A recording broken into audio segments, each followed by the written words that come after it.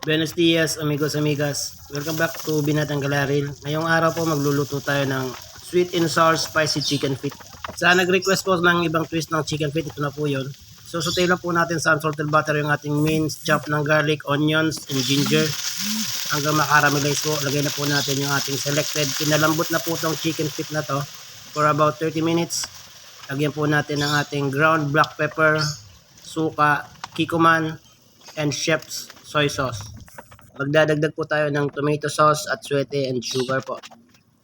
For taste, papakulan lang po natin hanggang madilute, hanggang matuyo po. Mga kagala, please don't forget to make like, share, comment, Binatang Galaril. For those who make appreciate, you can send star. Dagdag po tayo ng konting rock salt. Lutuin natin ito mga kagala in a very low fire mga kagala.